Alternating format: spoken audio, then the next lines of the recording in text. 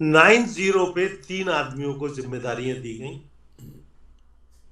फूल जैदी, मंसूर चाचा, डॉक्टर परवेज। मुझे मैं नहीं जानता, मैं कोई रास्ता नहीं है मेरा।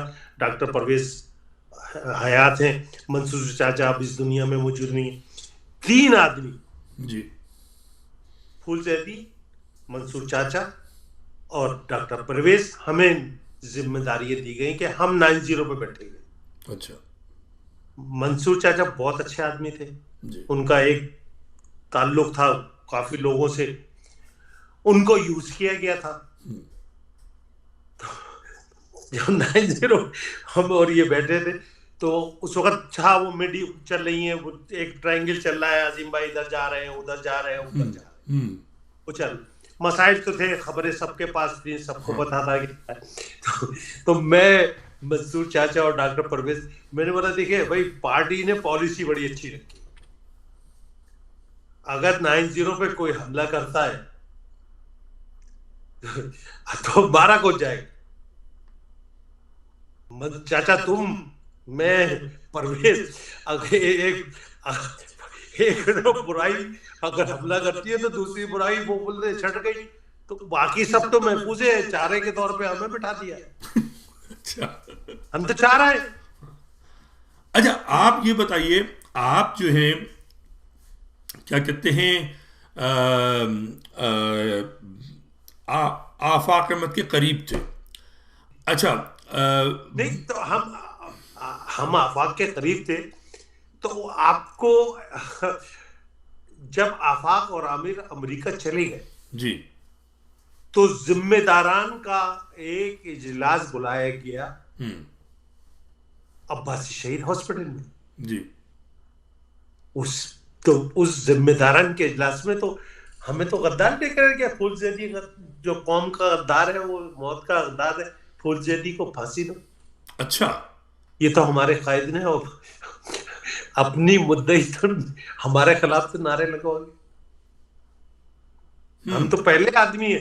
आफाक आमिर के जाने के बाद सबसे पहले जो अगर किसी के खिलाफ अल्ताफ साहब ने तकरीर करते करते रुख बदला का एक ये है, मैं इन्हें बेटा कहता हूं। इन्होंने मेरी बात नहीं मानी, अपने बाप की बात मानी। अच्छा। अच्छा, मैं खड़ा हो गया, मैंने कहा भाई, मैंने किसकी आपकी, मैंने आपकी कब बात नहीं मानी? आपने जो लंदन से मुझे जिस काम के लिए कहा, वो चोरी और करप्शन का केस था।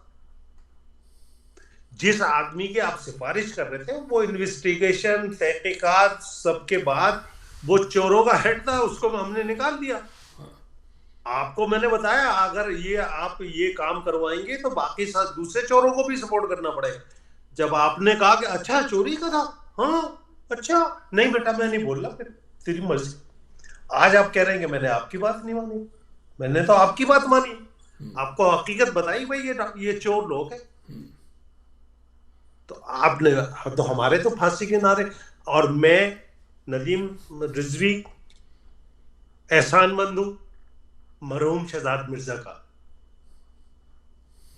जिन्होंने मुझे प्रोटेक्शन, परवरदिगार की जात सबीला, यकीनन अल्लाह बचाने वाला है, लेकिन अगर कोई उसकी सबील थी या उसका सबीला, वो वसीला था, वो शहजाद मिर्जा था।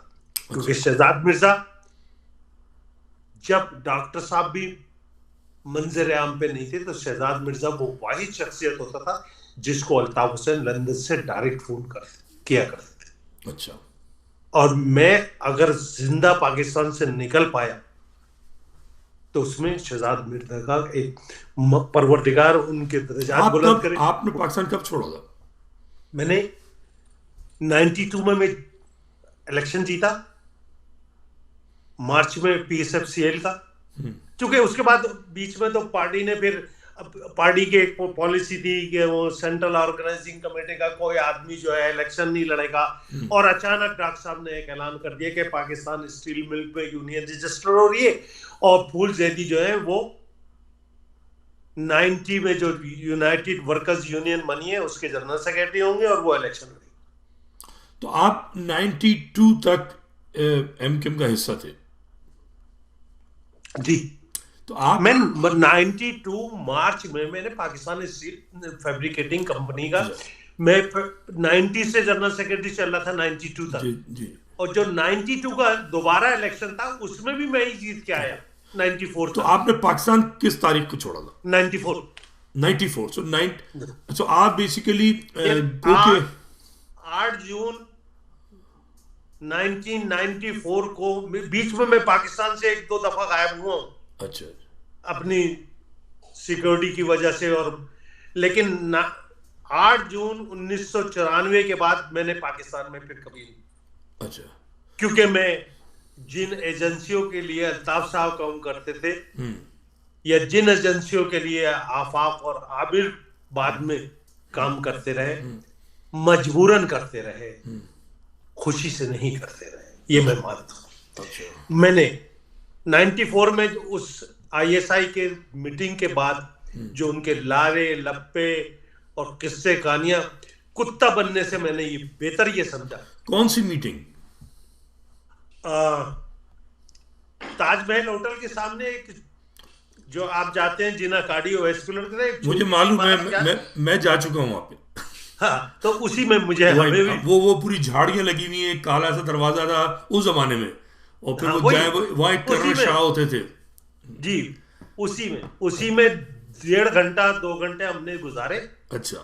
उनके पूरी, हाँ, और लेकिन कर्नल इलियास शमीम एक हुआ करते थे MD पाकिस्तान स्टील। अच्छा। और जियाउल हक के दौर में वो ISI के चीफ भी हुआ करते। अच्छा। तो जब उस मीटिंग का मैंने उन्हें बताया तो उन्होंने कहा था, पठान अगर समझ में ना आए ना तो वक्त गलत सोच के बताऊंगा, पठानों की तरह यस और नो नहीं करके आना, टाइम मांग लेना। और मैंने वही किया, मैं टाइम मांग, और मैंने पाकिस्तान को, मैंने कुत्ता बनने दुम हिलाने से बेहतर पाकिस्तान को छोड़ देने में आफियत समझी। सही है।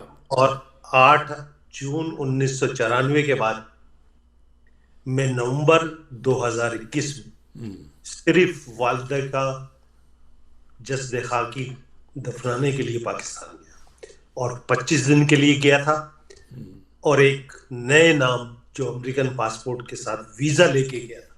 अच्छा। क्योंकि मैं जानता हूं कि हमारे मुल्क के यजीद अपने मुजरिम बागियों को छोड़ देते